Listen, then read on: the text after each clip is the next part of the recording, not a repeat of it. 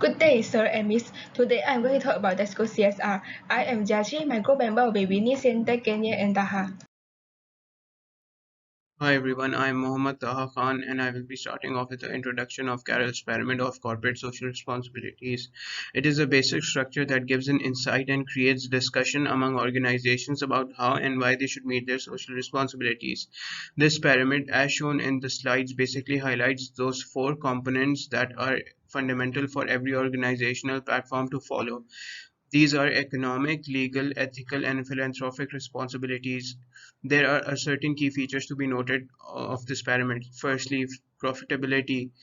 The pyramid's base is profit. Secondly, compliance with the law is very necessary. Thirdly, it must meet the ethical responsibilities before philanthropic responsibilities. Thank you. Hello everyone, my name is Winnie. Today I'm going to talk about economic responsibility. Now, I'm going to talk about the meaning of economic responsibility. Economic responsibility can be defined as the company need to be responsible in what they are producing. So it also means that producing goods and services that society needs and make a profit on them. Now, let's take a look at the first point. The first point is provide fresh food to consumer at a lower price. For example, Tesco Malaysia was adopted economy responsible is because of Tesco supply fresh food and vegetable at the lower price to the customer.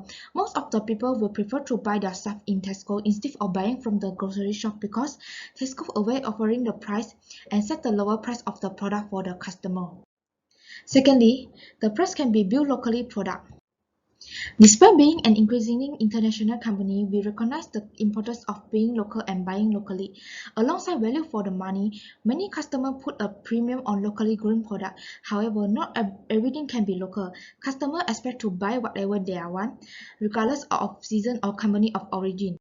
Now, let's take a look at the last point. The last point can be company obviously to be profitable.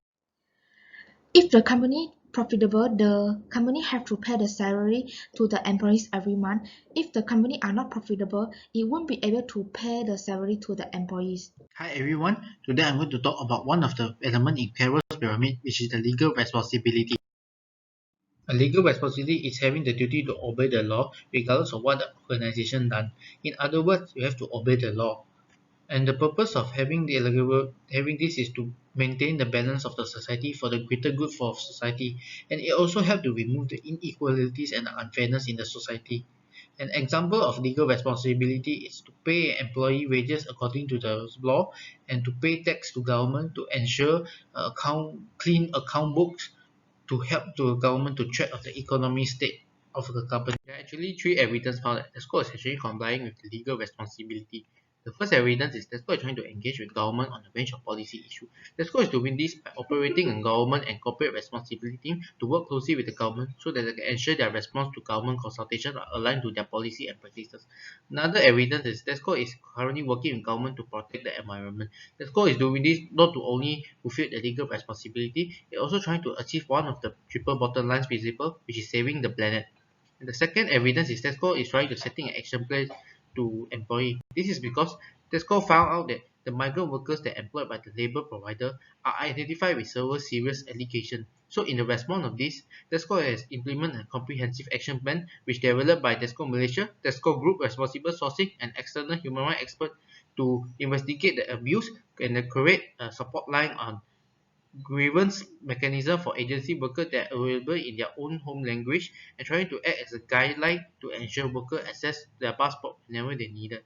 Another evidence is Tesco is trying to implement the human rights rules and regulations. Tesco doing this to ensure all franchise across the world are implemented with the human rights policies and is supported by the UN Universal Declaration of Human Rights, the International Labour Organization (ILO) Declaration of the Fundamental Principles and Rights at Work, and the UN Guiding Principle on Business and Human Rights, and the UN Global Compact, and the Base Code of the Ethical Trading Initiative.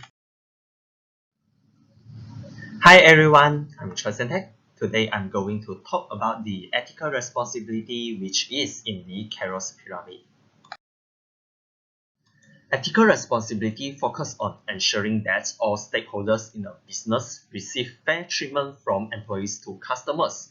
It is based on the relationships between rights and ethical responsibilities in order to attain legitimacy. There are some evidence show that Tesco adopts ethical responsibility. The first evidence is Tesco provides good quality of products for consumers.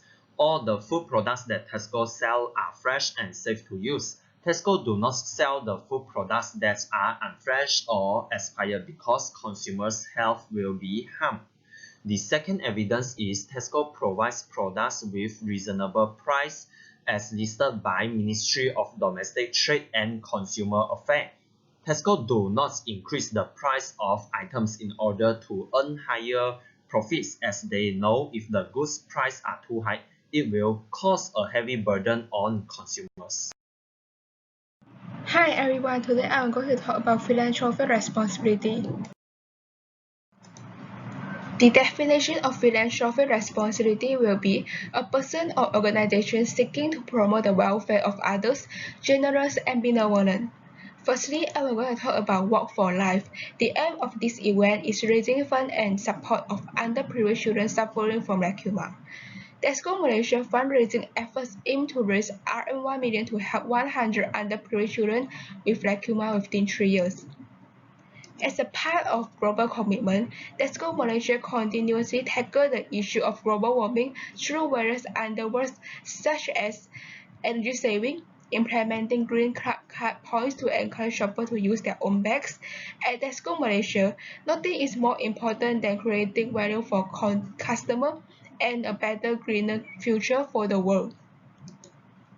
Lastly, Greener Earth Tree Program. This program is good for everyone because trees give out oxygen in the morning and release carbon dioxide at night. Therefore, everyone could have a clean and fresh environment. In addition to that, it also beautifies our country and a place we live in, thus providing a more comfortable environment, especially for the old folks. In this event, Tesco Malaysia plan to plant 500,000 trees over the next 3 years.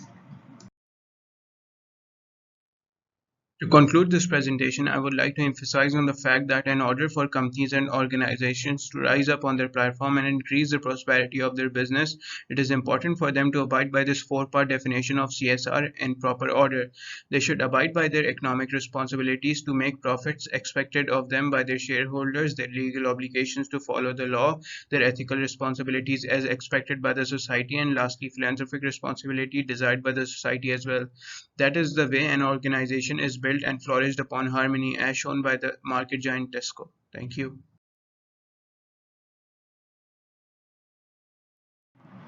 Now I am going to talk about individual reflection. I feel very excited when I get this assignment in the lecture.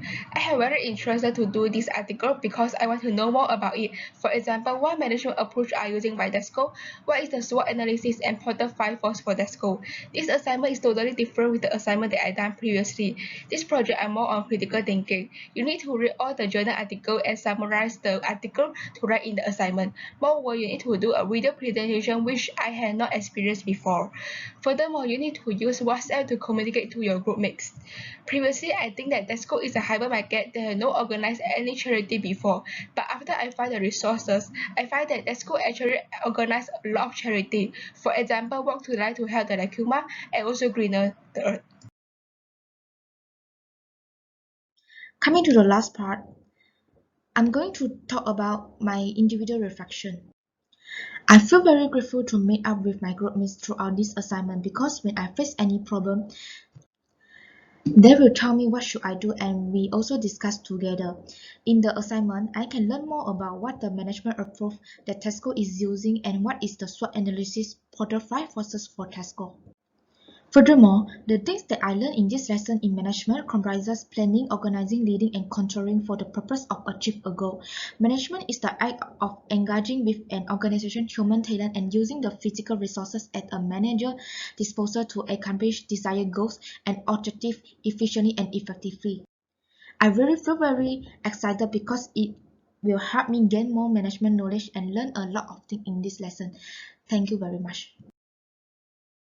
The lesson I've learned is SWOT analysis. it is very important to every business to improve the viability of the company. If a company wants to outstand among other competing companies, it needs to identify its company's strength, weakness, opportunity, and threats before they take any actions. I found this useful in my life because when my uncle decides to close his herbs business, I use the SWOT analysis to tell him other herbs company marketing strategy and help him to explore his business weakness and strengths as well as suggest some ways to improve it rather than closing the business. The lesson that I learned is the Porter 5 Forces model. Porter 5 Forces seem to be very simple, but it's actually quite powerful too when you fully understand it. It helps you to understand the competitiveness of the business environment and identify the strategy of potential profitability. It's very useful when you fully understand it because if you understand the forces, it will help you to adjust the strategy according to change in environment. For example, taking fair of advantage of strong position, improve weak one, and avoid taking wrong step in future. You also have to analyze the strength and weakness of position and the impact of the long-term profitability. Coming towards the personal reflection on this assignment, I learned about the different strategies businesses adopt and how they apply them. I learned about Tesco's business ventures and that with the expansion of business, many losses and breaks are expected apart from incoming profits. Furthermore, I also learned that it is vital for an organization to fulfill society's needs as it is one of the greatest factors involved in expansion of a business. Approval of society is very necessary. Thank you. These are the references for our presentation. That's all for our presentation. Thank you.